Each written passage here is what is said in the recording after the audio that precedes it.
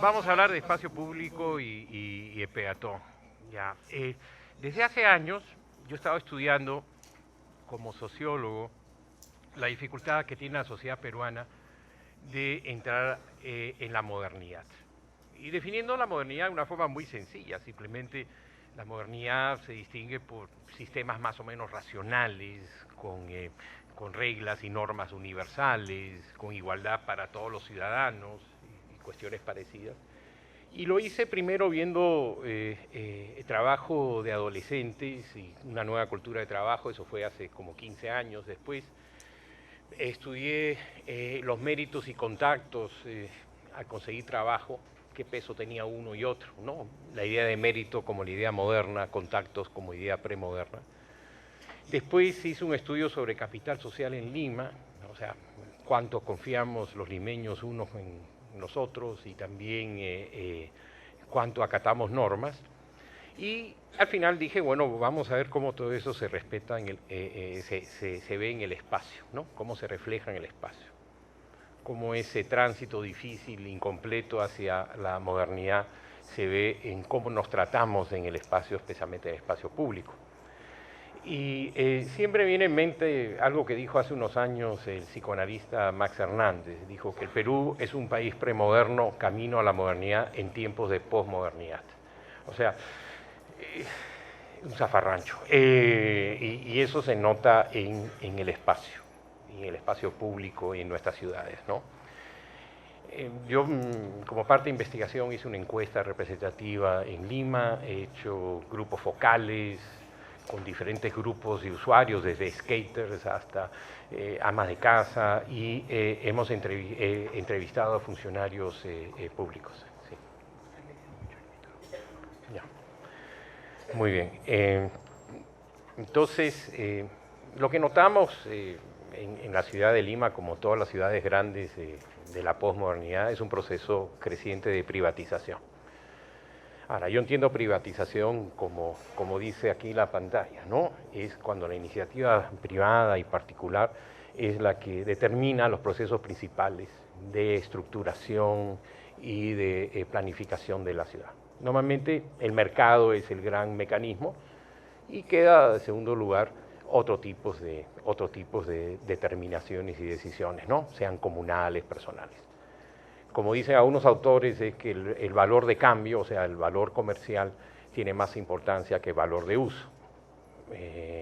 Y el valor de uso, sin embargo, es esencial en la vida de las personas, ¿no? Nosotros nos mudamos a un sitio porque queda cerca de la iglesia, nos gusta pues ir caminando a tomar un café o algo así, pero con el imperio liberal la idea es, bueno, todo eso, si sube el precio de tu casa, tú tienes que venderla, ¿no? Para dejar un edificio y olvidarte de tu barrio, de tu comunidad, ¿no? Por eso el valor de cambio tiene mucho más peso que valor de uso. En Lima estamos en un proceso de privatización, pero la diferencia, igual que cualquier otra urbe, quizás las urbes escandinavas y algunas europeas hay menos de este proceso, ¿no? Todavía hay un gran respeto pues, por el espacio público y la determinación pública, ¿no? Esto se nota.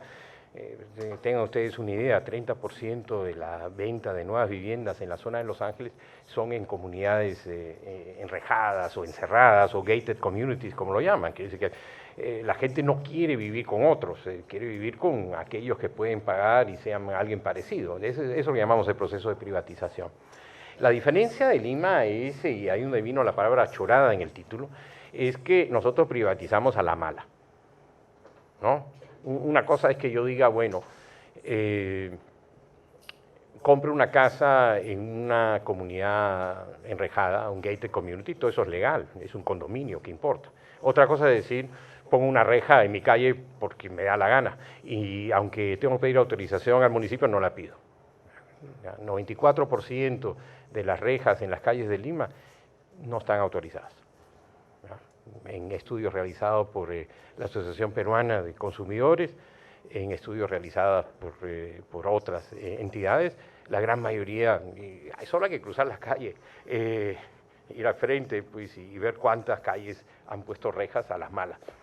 Entonces es una privatización que llamamos chorada, ¿no? Y tiene que ver con eso que hemos estudiado alguna gente, ¿no? Lo que llama la cultura de transgresión, pues, Portocarrero, lo que llama anomalía normativa, ¿cómo se llama? Durán, lo que llama desapego a la ley, pues, Vargas Llosa. Todos sabemos, hay un título u otro, pero digamos, la norma muchas veces está escrita, pero no se cumple, y no se cumple, pues, en términos de la ciudad. Ya, ¿qué me interesa ver hoy día? ¿No? Primero, cómo el espacio público, dominio supuestamente de todos, ha sido afectado. Vamos a ver primero por qué se privatiza la ciudad. En segundo lugar, cómo ocurre en Lima. Y en tercero, vamos a hablar sobre los peatones. ¿Ya? Y voy a ir un poco rápido en esto. ¿Por qué se privatiza? Bueno, se privatiza porque en la sociedad posmoderna es hiperindividualista, de mucha movilidad. Esa idea de crear barrios y crear comunidades es un poco difícil. Cuando uno, si gana un poco más de plata, se muda a un sitio mejor, o su familia crece, se muda a otro lugar. Digamos, esa gran movilidad hace difícil que la gente se apegue a un sitio, genere lugares, pero también está el paradigma liberal, ¿no? La idea que lo importante es la transacción comercial. Y también, que no he puesto ahí, los medios digitales, la revolución de TICs, ¿no? La gente ya no vive tanto, el espacio está más metido quizás en la cuestión digital. Y otras razones que hay. Como digo, esto ocurre en todas partes. Hay una mayor privatización del espacio y se debe a simplemente sociedades, como digo, mucho más móviles, sociedades mucho más dirigidas por el mercado, sociedades, como digo, mucho más dirigidas por los intereses individuales. En un libro que estoy terminando de escribir, la privatización en Lima, yo quise usar términos feudales.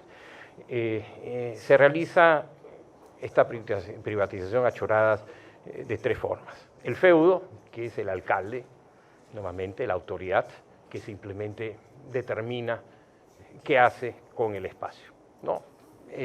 Si quieren ustedes un caso emblemático, Miyashiro en Chorrillos. Ya, simplemente el parque lo destruyo, lo pongo lo que quiera, pongo fuentes donde me da la gana. Se quiso levantar, acuérdense ustedes, todo el malecón para poner fuentes, ¿no? Que era ridículo, ¿no? El malecón uno mira al mar y hay que ir a poner otro tipo de agua para que uno mirara, pues, ese tipo de locura. Y eso sabemos, también lo hace, pues, nuestro queridísimo alcalde metropolitano, ¿no? Se apropia del espacio público, ¿no? Entonces, un parque lo transformo, pues, el mágico circuito de las aguas, le cobro a la gente y no dejo que se sienten en el gras y no puede hacer nada, ¿no? Y logro que entre en Guinness. Sin embargo, le robé a la ciudadanía un espacio público, ¿no? Y lo mismo puedo hacer, pues, de una forma u otra. La feria es en la empresa privada, evidentemente los malls, los centros comerciales, que se vuelven una alternativa, reestructura la ciudad, la gente pasea más por los centros comerciales, por las calles. En las encuestas que realicé yo acá y se ha realizado en todas partes del mundo, la gente se siente más segura en el centro comercial que caminando por un parque. Y ya se está volviendo una costumbre, ¿no? Vamos a pasear, entonces uno va al Jockey Plaza. Entonces es una forma de privatizar espacio público. Y claro, hay todo el debate en el Perú si es espacio público, si es cuasi público, si es semipúblico, pero los malls sí son espacios de encuentro y espacios públicos, vamos a llamarlos cuasi públicos, ¿no? Y muchas veces se está dando poco a poco en el Perú que son apropiados, muchas veces por los jóvenes como lugar de encuentro, y van redefiniendo hasta el mismo uso del mall, ¿no?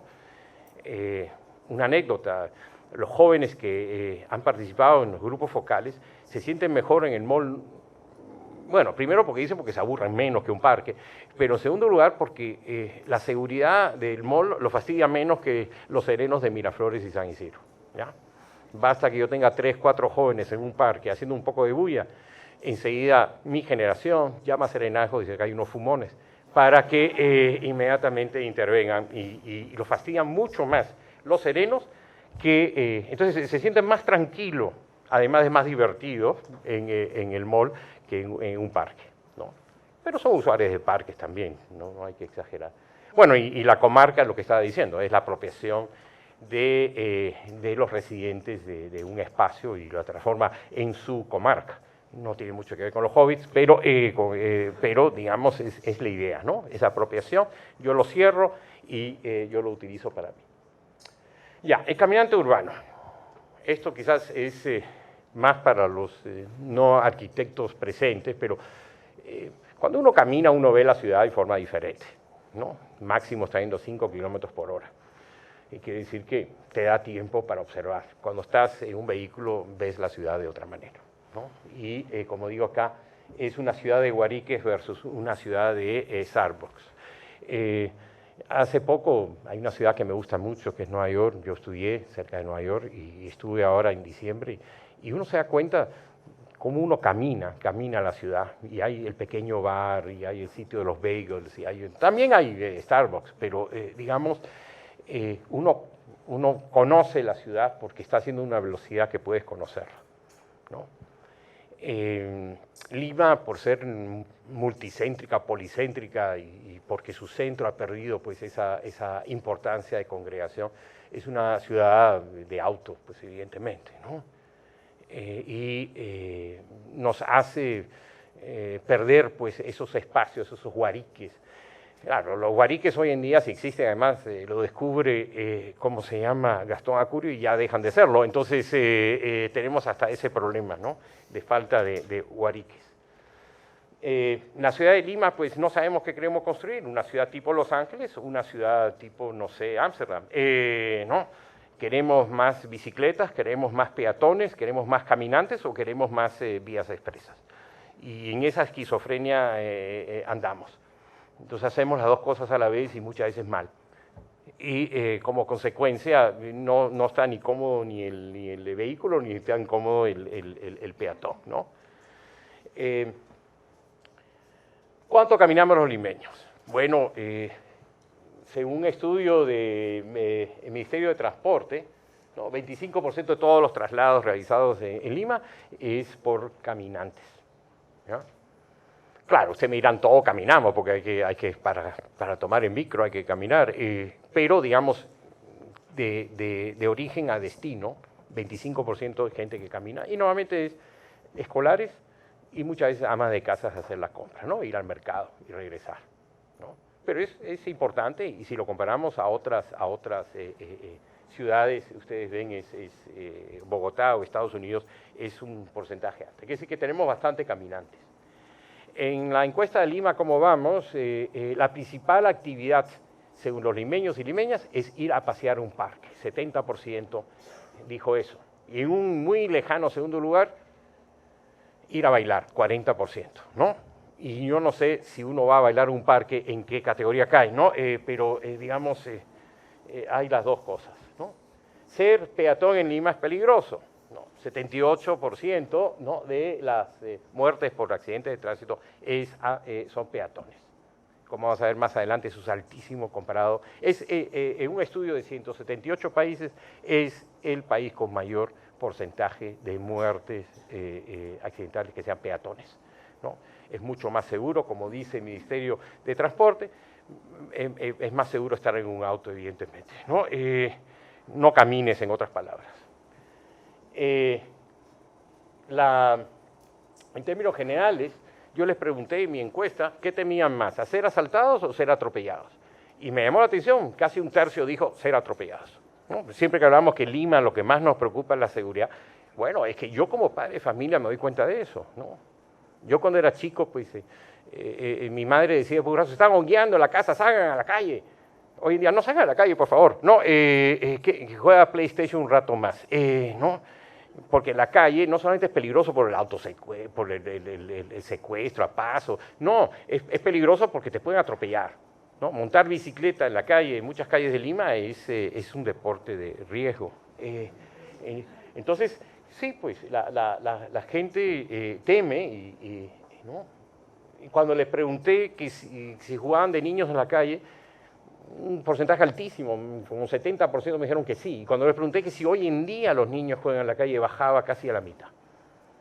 entonces ser peatón es peligroso, ¿no? Igual en Lima, como vamos, la gente considera, una de las cosas que más critica es justo el respeto y el cuidado en la seguridad del peatón, es el principal riesgo visto en términos de transporte y movilidad. Ya, la vereda, bueno, ustedes saben, es el espacio natural para el peatón. Ya a partir del siglo XX la vereda empezó a ser dominio del peatón. Antes de eso se luchaba con los establecimientos comerciales y cosas parecidas. Había un tiempo que la vereda era de propiedad era una extensión de la propiedad privada. Pero ya a partir del siglo XX ya se establece la vereda como nuestro sitio, como peatones, y la calzada para todos los vehículos, todos los vehículos, incluyendo la bicicleta.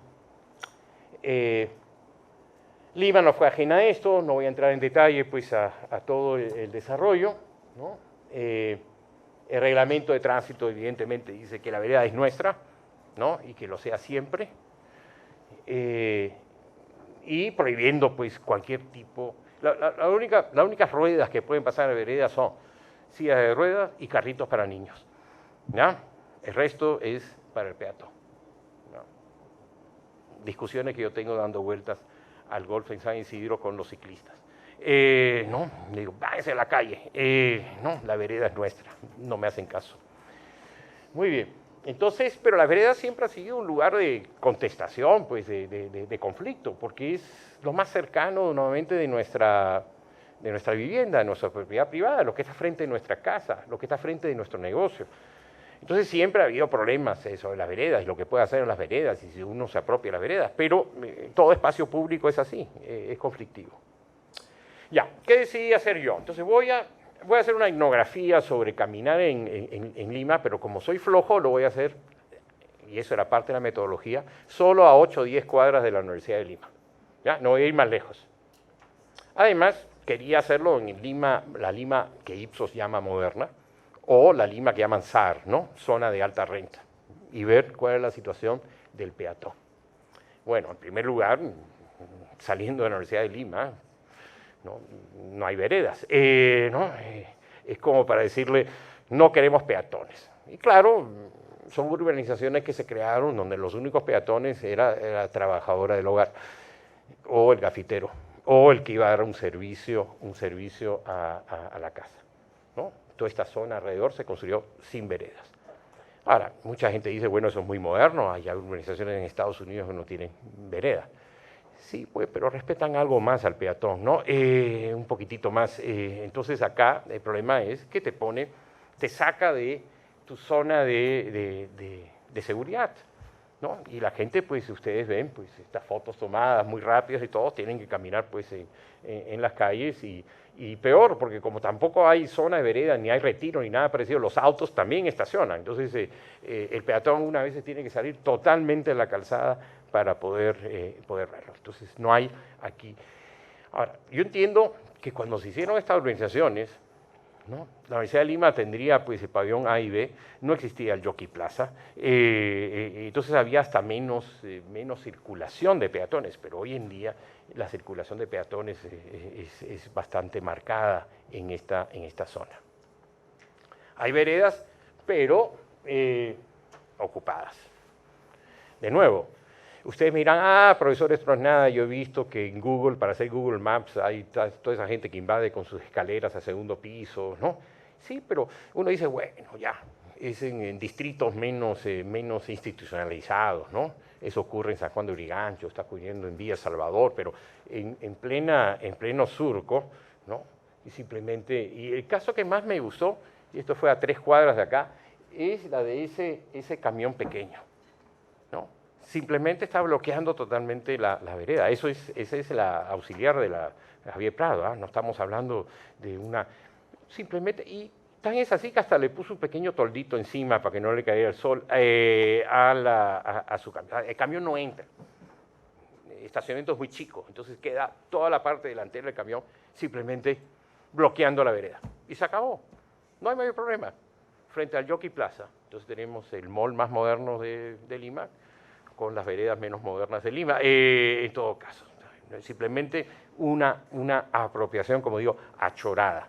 Yo lo hago, tú daste la vuelta, ¿qué importa? ¿No? Y bueno, el otro es que hay veredas, pero no son para ti, que son el caso de todas las urbanizaciones pues enrejadas, simplemente no puedes pasar, ¿no? La vereda queda solo para los que viven ahí dentro. O en todo caso, para llegar a esas veredas tengo que caminar 4 cuadras en donde sí hay una entrada y voy a entrar y dar la vuelta, ¿no? Sí, a mí me apropio sí las calles, las veredas y los parques que son públicos y los privatizo a las malas. El peatón en la calzada, bueno, ya dijimos que es peligroso ser peatón y los peatones también tienen mucha de la culpa, ¿ya? Yo también, de puro flojo, dije, me voy a Estudios Generales y voy a tomar fotos de la gente cruzando en Holguín, ¿no? Quise hacer esto a propósito, cuando uno ve estudios y dice, los peatones tienen problemas porque no hay la cebra peatonal, no hay señalización, no hay ninguna de esas cosas, entonces por eso hay problemas. Yo quise coger un sitio donde había todos los elementos, además un policía, ¿ya? O 2 policías a cada lado de Holguín, para decir cómo cruza la gente en esta situación. Me fui a 4º piso de Estudios Generales y esto lo hice en el verano. Si lo hago ahora a las 5 de la tarde hubiera sido mucho más evidente, porque ustedes ven el puente peatonal, la cantidad de gente que sale y baja, y casi todos lo que hacen es cruzar en el primer momento, instante que quieren, ¿no? Entonces, todo el mundo cruza donde quiera, los autos pues bloquean la cebra, etcétera, etcétera. Entonces, es esta idea de privatizar de nuevo, ¿no? No utilizar los elementos. Y en este caso están ahí. Yo entiendo en otros casos no hay indicaciones, pero aquí hay indicaciones y además hay policía, ¿no? Ya, ¿hay esperanzas? Bueno, yo creo que en Lima, además de darse privatización, hay, como digo acá, también otra cuestión alternativa, algo todavía tímida, y es que la gente está saliendo más a la calle, ya, mucho más. Parte tiene que ver porque por fin se está densificando la ciudad en algunas zonas, ¿no? Ahora la gente empieza a vivir en edificios y si pasa a los intereses de los constructores, empezamos a tener departamentos de 50 metros cuadrados, con más razón todavía la gente va a salir, ¿no? Salen y la vida se vuelve más pública. Y eso se está notando con esta manía que tenemos de maratones y 5K y 10K y todas esas cosas. Es una forma de apropiarse de la ciudad, la gente sale. Yo antes me acuerdo, hace 15 años, que no me acuerdo si existía una maratón, ahora tenemos maratón cada 2 semanas. Y la gente utiliza el espacio. Uno ve el malecón de Miraflores y uno ve el uso múltiple, ¿no? Abierto. En donde la gente empieza a aprender conducta cívica. Entonces hay una ciclovía que por ahí pase la bicicleta y no se pelee después con el peatón o el corredor, ¿no? Empieza la gente pues a reclamar toda una serie de cuestiones. Acuérdense que Alan García quiso vender parte del Pentagonito y hubo toda una movilización para evitar la venta de no me acuerdo cuántas hectáreas, creo que eran 12 hectáreas, ¿no? Porque el Pentagonito y la zona alrededor del Pentagonito ya ha sido apropiada por los vecinos y los ciudadanos y quieren que se mantenga así y no quieren crear unos complejos residenciales que va a aumentar el tráfico y va a malograr las cuestiones. Entonces yo creo, hay más gente montando bicicletas, todos ellos héroes y mártires del futuro cívico de la ciudad. Hacen ciclovías, uno de ellos gracioso, como en la avenida 2 de Mayo entre San Isidro y Lince, ¿no? Pero hay ese intento, y en Cavenecia, los alcaldes se ven presionados a decir, uy, tengo que hacer ciclovías. Pero teníamos que, para mejorar la raza, importar pues holandeses, para saber cómo se usan las bicicletas, pero bueno, el hecho es que hay esa tendencia, y yo la veo muy positiva, y yo como caminante y corredor la veo muy positiva. Yo antes corría a las 5:30 de la mañana y era solo, pensaba que me iban a asaltar. Ahora el problema es que hay demasiada gente, ¿no? Y detesto que se haya visto tan popular. Pero entonces hay ese interés y a mí me parece magnífico, ¿no? Y además va a ser los distritos que tienen ese carácter metropolitano de espacio público son los de niveles socioeconómicos más altos. Es más probable que alguien de Villa Salvador vaya a un parque en Miraflores que alguien de Miraflores vaya ¿cómo se llama? Ahora se llaman club de nuevo. Parque Zonal antes, Villarán, Club Zonal ahora de nuevo con Castañeda en Villa Salvador, ¿no? Entonces, entonces yo creo que hay, ¿y por qué? Porque hay un aumento de preocupación por la salud, hay una mayor densificación, hay una creciente conciencia de la cuestión ecológica, ¿no? Hay toda una serie de factores que nos están llevando a ver el espacio público, ¿ya? Ahora, los cambios necesitan estrategias, como digo, de arriba para abajo y de abajo para arriba, ¿no? Necesitamos más planes concertados, necesitamos más alcaldes y autoridades que se preocupen, evidentemente, por los vecinos. No que hagan simplemente grupos focales, porque eso es lo que hacen hoy en día. Entonces los grupos focales dicen, necesitamos ciclovías, necesitamos techar la vía expresa, ¿no? Y viene toda esta cuestión. Eso de techar la vía expresa es una broma, por si acaso, ¿no? Muy bien, pero hay que ser consciente que esto toma tiempo y para terminar, y esto mis alumnos que están ahí atrás lo han visto, es mi colección de orín en botellas, ¿no? Algo que como peatón me he dedicado pues a fotografiar en la zona de Coronel Portillo, porque me he dedicado a eso, yo soy un metodólogo, yo solo tomo fotos en esa parte, como caminante cada vez me encontraba con más botellas con un líquido sospechoso, ¿no? Y empecé a acercarme, ¿no? Para ver qué era lo que estaba pasando, ¿no? Y lo que estaba pasando es que la gente estaba embotellando su orina, ¿no?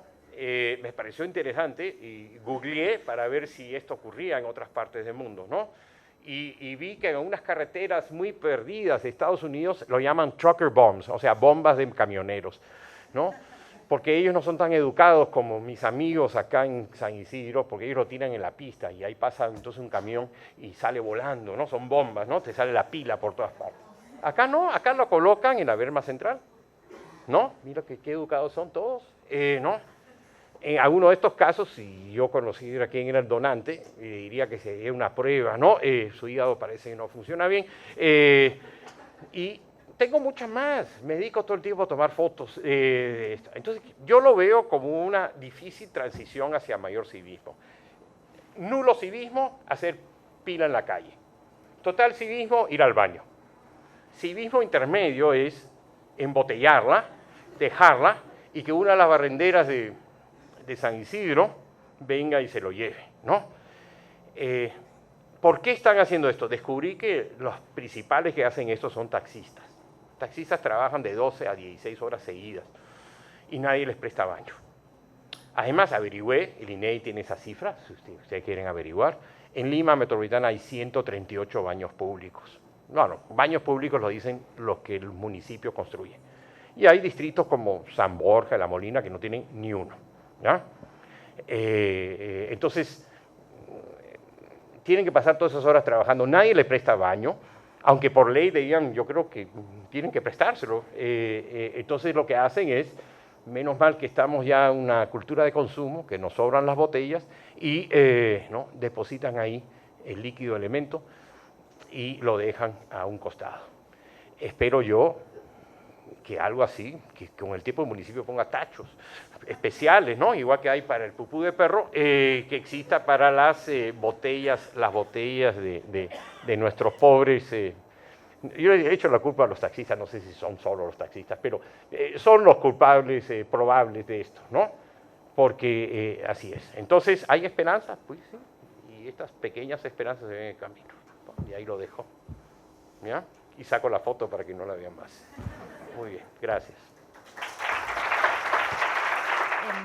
Voy a hablar un poco desde el punto de vista evidentemente más arquitectónico, de repente más urbano, y cómo es que este peatón, de repente desplazado en sus derechos, en el sentido en que no necesariamente encuentra un espacio confortable, es un espacio que está constantemente en litigio, como decía Javier, de pronto invadido por un camión, de pronto invadido por un carro, de pronto ni siquiera existe, pero cómo de todas maneras el peatón es una presencia en la ciudad y de alguna manera establece relaciones y deja huella en una ciudad, aun si es que la ciudad no le es del todo amigable.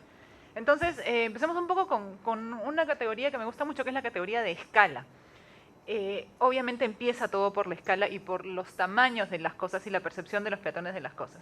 Y a los chicos de arquitectura Pequeño examen sorpresa. ¿Qué zona de Lima es esta? Centro histórico. Esta es Papayita, ¿no es cierto? Esta.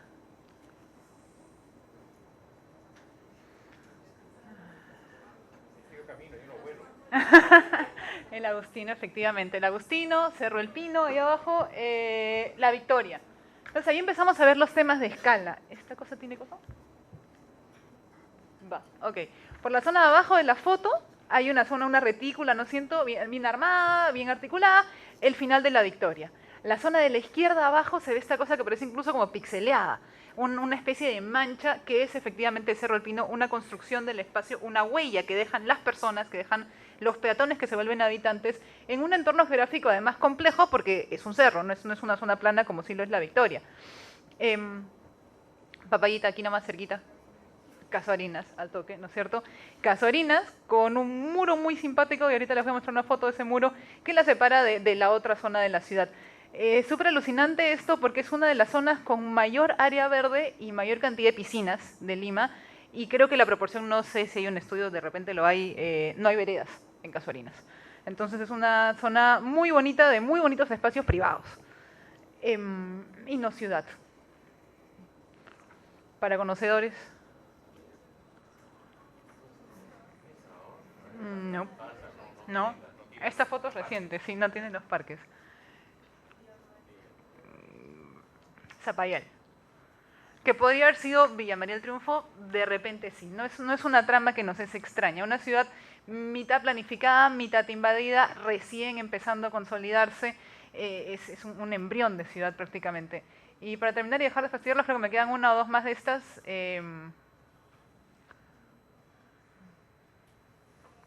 Esta sí, Pamplona, en la parte alta de Villa El Salvador.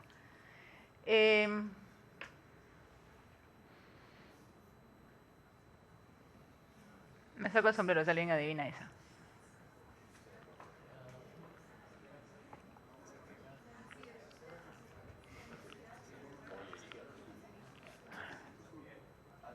No, Surco. No, Surco no. Lejos. Más o menos. Los Olivos. Entonces, fíjense interesante cómo Los Olivos, que creo que en la mente de la mayoría de nosotros sigue siendo un pueblo joven, que hace muchos años que ya no lo es, la cantidad de espacio público, el ancho de vías, la variedad en el tejido urbano y claro, los bloques, las zonas industriales que se convertirían en vivienda, estoy segura, dentro de poco. Esta no tengo que decirla, San Isidro, ¿no es cierto?, el golf y toda esta cantidad de espacios de parques muy simpáticos, de repente podríamos llamarlos semipúblicos, no son exactamente públicos, hay por ahí unas rejitas y unas cuantas cuestiones. Esta que por supuesto nos encanta rajar de esta de vez en cuando, Asia, evidentemente, con el centro comercial. Esta foto tiene un par de años, creo que el centro comercial ahora es un poco más grande. Curioso Asia porque en Asia ocurre que este centro comercial que se ha inventado para que la gente que esté en Asia todo el verano no se estrese viniendo a Lima, es un espacio que trata de imitar una ciudad. Son calles, son tienditas, son espacios de encuentro, son espacios de reunión, es como debería ser una ciudad, solo que es completamente artificial y en medio de un desierto. Entonces es algo curioso como para darle un par de vueltas. Esto es súper evidente. El Callao, una escala urbana interesantísima, lástima que sea tan peligroso, pero es muy lindo de caminar. Entonces, se acabaron las fotitos de vistas aéreas. La ciudad tiene una escala, la ciudad maneja una escala, pero esta escala no es una escala urbana en el sentido de que no es una escala uniforme a toda la ciudad, sino que se trata de una escala que se va construyendo en base a barrios, en base a trazas, en base de repente a prepotencias de ciertos alcaldes o presidentes, o en base de voluntad ciudadana de grupos humanos que se organizan, que arman, que articulan, y esta escala definitivamente va a afectar el comportamiento del peatón. Hay zonas que de repente nos parecen bastante primitivas, entre comillas, como Zapayal, pero que posiblemente tengan una escala de caminante interesante. Ojo que todas las fotos están a la misma escala. Me refiero a que se puede tranquilamente de repente caminar de bloque a bloque y encontrar de vez en cuando una placita. Y de repente lo mismo pasa por acá, versus grandes manzanas en otras zonas de la ciudad que pueden ser un poco más complicadas de caminar y zonas que son absolutamente imposibles de caminar. Entonces, la escala de la ciudad o la escala de los barrios plantea al peatón el reto de navegar. Y no me refiero no solamente al peatón que hace el recorrido completo caminando, sino me refiero también al peatón que camina un poquito para llegar al carro, que camina un poquito para llegar a la combi o a la bicicleta. Entonces, la primera categoría es la escala, y la escala es la que le va a plantear al peatón un modo de comportamiento. Y entonces, ¿cómo es que el peatón reacciona frente a esto? Y voy a saltar de nuevo 2 o 3 categorías más y por ahí va la cosa. Transporte. Obviamente ahora estamos mucho más cómodos con hablar de movilidad más que de transporte, pero lo cierto es que el transporte es el recurso que el peatón utiliza para hacer esta navegación, para navegar dentro de la ciudad. Y el transporte generalmente responde a esa cosa que la ciudad impone al peatón, tanto como escala como sistema. Entonces, cuando hablamos de Lima, de repente no es el más utilizado, pero de repente sí es uno de los más emblemáticos, se nos viene a la mente el mototaxi. Esta foto es en Piura, pero tranquilamente podría ser en alguna periferia de Lima, y no es que se han puesto así para posar, es el tráfico normal. Entonces, ¿el mototaxi qué es? Es la respuesta informal, sí, de repente incluso ilegal en algunos casos, a una necesidad de un peatón o de un gran número de peatones de recorrer este espacio. Y en algunos casos, además, el mototaxi presenta soluciones que ningún otro tipo de transporte presenta. ¿Qué pasa, por ejemplo, en las periferias, en las partes ya altas de los cerros?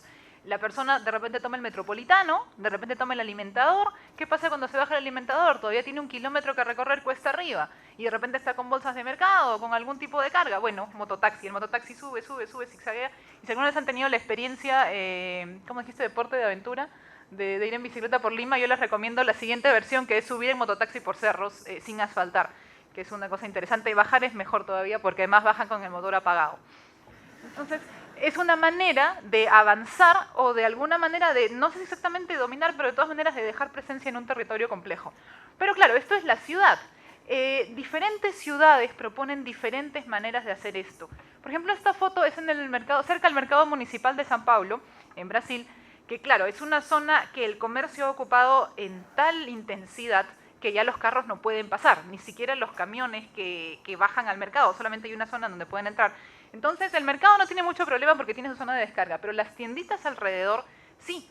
Y lo que se ha inventado es este sistema de ciclistas alucinantes, son un peligro público, manejan como si no hubiera un mañana, que cargan en estas canastitas toda la carga, sacos de papas, sacos de cebollas o todo lo que sea necesario. Entonces, otra vez es un sistema de repente informal inventado para poder lograr cumplir con esta tarea de moverse, llevar carga, llevar mercadería a una zona comercial.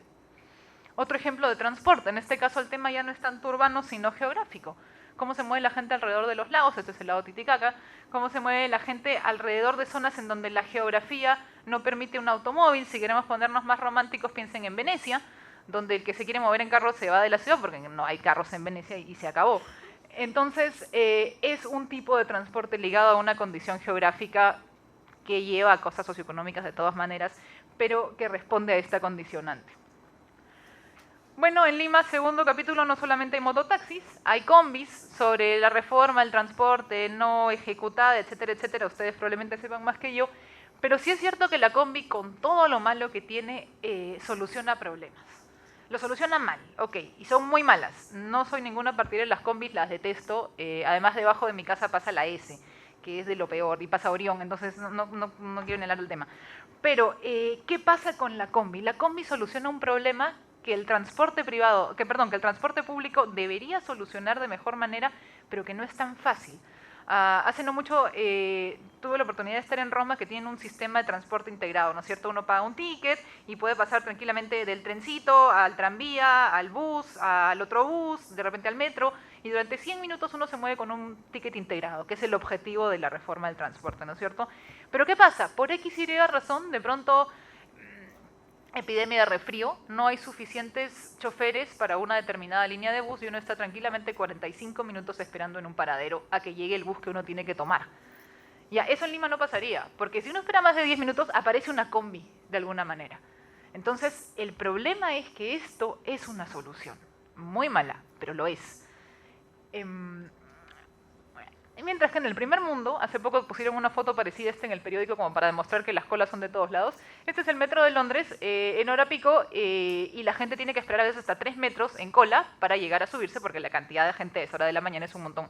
Entonces implica también una transacción entre el sistema propuesto y la actitud de la gente que puede estar dispuesta a tolerar alguna espera, alguna demora. De hecho, por ahí hay una persona tranquilamente leyendo el periódico y no pasa nada. Ya me acuerdo, la foto que se puso en el periódico fue una foto del primer ministro inglés tomando el metro y sin poderse sentar porque estaba lleno. Entonces, implica una negociación también con las personas y por parte de las personas. Y bueno, pasa, y bueno, se supone que es rápido, se supone que funciona. Ahora también pasa esto, y esto es el metro en Sao Paulo, si no me equivoco, que cuando es hora punta, es hora punta. Y estamos hablando de un montón de gente que tiene que nuevamente navegar tanto con sistemas de transporte público como caminando, en andenes súper llenos, en ciudades súper complejas y con una gran cantidad de gente que de alguna manera tiene la necesidad de desplazarse. Y que por supuesto dejan su huella. Y este otro es un estacionamiento en la Universidad de los Andes, o sea, un estacionamiento universitario de chicos como ustedes que vienen con el carro a la universidad. Tienen un problema porque la Universidad de los Andes está en una zona muy linda de Bogotá, pero es parte del casco histórico, muy cerca de la Candelaria. Entonces no hay lugares para estacionar y algunas personas han dejado sus lotes y estacionan con tipo vale parking. Ahora, yo no sé qué pasa con el carro que está abajo al fondo cuando tiene que salir, si es que los demás todavía no han salido y si hay una emergencia se demoran como una buena media hora en sacarlos todos. Pero es un sistema que se ha tenido que poner en práctica a falta de otro por esta necesidad de repente de la gente de utilizar transporte privado. Y por último, soluciones integrales, metro combinado con bus, combinado con tren, como en este caso Penn Station en Nueva York, desde donde salen buses que te llevan a casi cualquier parte de Estados Unidos. Otra categoría, heridas. Los peatones las hacemos, pero más que nada nos las hacen. Las ciudades están llenas de heridas urbanas, y por ahí si alguno se ha interesado por el tema, pueden haber leído la frase suturas urbanas, que son intervenciones que buscan llenar estas heridas. En Lima tenemos un problemita, y es que Lima entera está geográficamente colocada en una herida, que es la Bahía de Lima. Si uno quiere ir del Callao a Chorrillos, de repente si agarramos una regla y lo medimos en el mapa, no es tan lejos, en verdad. Pero no se puede, demora un par de horas, puede ser, hora y media si es que no hay mucho tráfico, porque es una geografía que nos impone ciertos problemas. Y el otro asunto, que de repente es muy bonito, pero también es una fractura, es el hecho de que, ok, somos una capital que mira al mar, la orilla capital sudamericana y todo este rollo, pero el mar está 60 metros más abajo, 100 en algunos puntos. Entonces, tampoco es tan cierto que estamos tan cerca al mar. Lo que implica que en nuestro comportamiento con respecto a la ciudad, esas cosas ya son constantes. Y el peatón de alguna manera tiene que ajustarse. Hace poco me pasó por el malecón que me encuentro con un señor que venía de alguna otra parte del Perú, al final no me acuerdo de dónde me dijo, y estaba más o menos a la altura del Larcomar y me preguntaba cómo bajar al mar, porque quería llegar al mar. Y me puse a pensar un rato porque no me acordaba dónde es la escalera más cercana. Ahora hay una nueva que han construido donde está la escultura de Tola, pero esto fue antes de esa escalera. Entonces le dije, de verdad no lo sé, disculpe, pero no sé, se me ocurre bajar a Armendáriz, pero usted está a pie y no sé, en verdad. Y me dice, pero no entiendo, si el mar está ahí, ¿cómo bajo al mar? No sé. Y claro, hay unos parapentes de repente. Y me dice, ¿y usted cómo baja? En carro. Y me sentí muy estúpida. Y yo creo que el señor me creyó muy estúpida. Y nos creyó a todos los limeños probablemente bastante sonsos. Si el mar está ahí, ¿por qué no baja al mar? ¿Y por qué no hay una escalera para bajar al mar? Entonces también tiene que ver con eso, con peatones que no tenemos muchas ganas o en todo caso no queremos caminar al mar. Luego otro tipo de heridas, es evidentemente mucho más dramática, mucho más fregada, es el resto que queda del muro de Berlín. Heridas hechas por las personas por diferentes razones. Esta es una razón política, social muy compleja en la que no voy a entrar. Pero no solamente miremos muros, bueno, hay muros que además dejan una huella. Actualmente en Berlín, donde no está el muro, hay este pavimento que trata de hacerles recordar a los berlineses, como si es que se fueran a olvidar, que ahí hubo un muro y que va a seguir estando la huella. Pero también hay otras, de repente no tan presentes en los libros de historia del Perú, pero igualmente dramáticas. Les dije que iba a mostrar esa foto. Es una foto muy bacán de una cosa nada bacán, que es el límite, la muralla, y fíjense que hay un alambre de púas entre Casuarinas a un lado y Pamplona al otro. Y es un muro hecho por seres humanos, listo para impedir que unos peatones naveguen el camino hacia otros. Otro tipo de heridas, esto es en otra parte, creo que esto es en París, pero tranquilamente podría ser debajo del tren eléctrico. El tren eléctrico es una súper solución, me gusta muchísimo. Si lo han usado, si lo usan con frecuencia, saben que mal que bien funciona, pero deja un hueco en el espacio público casi como si fuera un río. Y en el caso de un río, en realidad implica, igual que en la bahía, la imposibilidad del peatón de continuar su camino. Y hablando de ríos, por supuesto también el nuestro. No sé si alguna vez han cruzado el río Rímac a pie por alguna razón. De repente si lo han hecho por el puente de piedra, el que está atrás del Palacio de Gobierno. Y ahora en Rímac hay una cuestión bastante simpática, bien ordenado el espacio. Pero hay zonas bien fatales. Si quieren cruzarlo por Puente Balta, más o menos, por ese maravilloso puente Rayitos de Sol, más o menos. Pero hay unos puentes, por ahí busquen Puente Camote en Google y vean que se encuentran complicadísimos. Y el río Rímac se vuelve una herida. Y así como esa podemos hablar de heridas artificiales como el Zanjón de Paseo de la República. Claro, casi todos los que estamos acá hemos nacido con el Zanjón ya existente, pero por ahí pregúntenle a alguna tía de cierta edad o tía abuela cómo era antes y se van a acordar de una ciudad integrada y de vecinos de un lado yendo a comprar pan al otro lado porque no había un Zanjón. Actualmente eso ya no sucede, se podría decir lo mismo en Barranco por donde pasa el Metropolitano. Entonces el peatón se enfrenta con estas heridas que no son otra cosa que forzar a cambiar el comportamiento de la ciudad, el comportamiento urbano. Ahora, la respuesta al peatón o de repente una de las respuestas son las transacciones. Y las transacciones no son solamente las que involucran plata, aunque generalmente son las que involucran plata. Por ahí uno de los orígenes de la ciudad era el mercado, ¿no es cierto? La gente se juntaba en un cierto lugar a intercambiar, bueno, yo cultivo zanahorias, tú tienes ovejas, intercambiamos cosas, y eso genera conversación, genera tolerancia, genera diálogo y genera comportamiento urbano.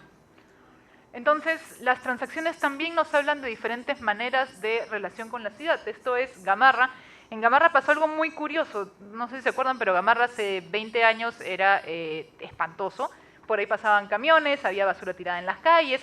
Pero los mismos comerciantes de Gamarra se dieron cuenta que eso no les favorecía a nadie y empezaron ellos mismos a presionar a la municipalidad y a poner dinero para, en primer lugar, peatonalizar las principales calles de la zona más comercial de Gamarra. Entonces por ella no pasan carros excepto a ciertas horas a dejar mercadería. Luego pusieron serenazgo y luego pusieron limpieza pública. Es relativamente seguro caminar por esas partes. Claro, váyanse 2 cuadras para cualquiera de los extremos y van a ver que ya la cuestión es completamente distinta. Pero el mismo peatón, el mismo usuario del espacio, el comprador del ambulante, el mismo ambulante o el dueño del negocio, pide a la ciudad, exige a la ciudad un mejor espacio para una cierta transacción. Un ejemplo lo más diametralmente opuesto que se me ocurre, un pueblito por ahí en Alemania donde una vez a la semana hay un mercado y el mercado son 4 puestos, uno que vende flores, uno que vende queso, uno que vende pan y el otro no sé qué venderá, y eso es todo. Y esa es la informalidad, que de informalidad no tiene nada, una vez a la semana súper bien organizado. La sensación del espacio siempre es que está tremendamente vacío porque son las 5 viejas del pueblo comprando los 4 puestos del mercado y eso es. Pero es igual un tipo de transacción y habla un poco de la manera en cómo viene vivido este pequeño pueblito. Acá la situación nos lleva a este otro tipo de transacciones también. ¿Qué pasa con el ambulante? No sé si a ustedes alguna vez les ha pasado yendo en carro y queriendo comprar una botella de agua. Uno espera encontrarse al ambulante. Uno casi necesita encontrarse al ambulante. Si el ambulante no está y se mueren de sed o necesitan algo de alguna manera, hay que parar en una tienda, parar en un grifo y comprar el asunto, pero cuando aparece el ambulante con el agua heladita en pleno verano, lo máximo. Y uno casi que se molesta con el alcalde que prohíbe ambulantes en tal esquina o tal otra. Entonces, este tipo de transacción también genera una actividad humana, genera una relación con un espacio y de pronto se vuelve la esquina donde está el ambulante que vende banderas en fiestas patrias. Y luego, esto es en algún otro lugar, donde la transacción comercial se vuelve pretexto para una transacción también entre personas, para un diálogo humano y para una apropiación del espacio que puede salir de la tienda y convertirse en una apropiación del espacio urbano de repente. Una fotito del recuerdo, lo que era el mercado de la parada, que evidentemente, bueno, no sé en qué estado está ahorita, pero ya no está así, en donde aparecían estos personajes que eran los estibadores, que eran los que se encargaban de que este mercado funcione porque eran quienes llevaban y traían los sacos de mercadería a los puestos más alejados. Ahora, una cosa interesante con las transacciones. Por ejemplo, en Italia hay un negocio que está en cada 4 esquinas en todas partes de todas las ciudades que se llama la tabaquería, que originalmente era eso, donde se compraba el tabaco. Actualmente todavía se venden puchos, pero se ha vuelto un lugar en el sentido en que es un lugar donde la gente se encuentra, se relaciona, dialoga, donde se pasan los chismes locales, donde fulano se casó con... Ah, mira, sí, uno se entera de lo que está pasando, donde se produce ese diálogo. Y el dueño de la tabaquería no anda votando a los clientes que ya compraron, al contrario, quiere que se queden porque le dan vida a la situación, llaman la atención y funciona. Entonces, el pretexto de ir a comprar puchos se vuelve la razón de ser de un pedazo de la ciudad muy urbano, versus este nuevo tipo de transacciones, por supuesto la maquinita de puchos, que lleva a la no transacción en realidad, a que mi única posible diálogo es con una máquina si es que no me devuelve la moneda y empiezo a insultarla, pero en realidad no nos lleva a ningún tipo de intercambio humano. Bueno, no sé si alguna vez ustedes han llamado a los de la maquinita para que les devuelvan, bueno, ya, a eso. Pero completamente cambia la situación porque nadie se va a reunir alrededor de una máquina de cigarrillos a conversar, pero sí la gente se va a reunir alrededor de la tabaquería a conversar. Por si acaso no estoy haciendo apología al cigarro, ya saben ustedes. Y diálogos. Y los diálogos son, evidentemente, por definición, de dos lados. Es una cosa muy curiosa, pero cuando los alcaldes quieren dialogar con la población, generalmente hacen o piletas o estatuas. Y por una época me dediqué a coleccionar Césares Vallejos. Les voy a mostrar mis top 3. Este César Vallejo, ¿por qué César Vallejo siempre? No sé. Este César Vallejo está cerca al cementerio Presbítero Maestro, como quien va desde la Tarjea. Algunos errores en proporción, sí, más o menos, puede ser. Y está ahí un poco, no está muy seguro qué hace ahí. Este César Vallejo, evidentemente mucho más bacán, está frente al Teatro Segura. Y este César Vallejo, que es un César Vallejo, está frente, ahí unas pocas cuadras del César Vallejo anterior, frente a San Agustín en el centro de Lima. ¿Qué pasa con este César Vallejo? Que por supuesto nadie lo entiende. Es muy bacán, pregúntenle a Lucho Lama cuál es la historia de esto, y es una historia muy linda, que no me la sé, pero muy bonita. Y la idea acá es proponer arte urbano, proponer arte público, establecer un diálogo de alguna manera sofisticado con un ciudadano que es curioso porque no lo entiende. Y finalmente el César Vallejo más popular de estos tres probablemente sea que no sabe muy bien qué hacer. Y además hay una rejita alrededor para que no se lo roben en la noche, no tengo mucha idea. Entonces, esto es un ejemplo muy bacán, queda muy lindo con la fachada que está atrás. Pero yo a veces me pregunto si no es un diálogo un poquito fallido en el sentido de qué tipo de mensaje da. No sé, pregunta suelta y la dejo abierta porque no sé.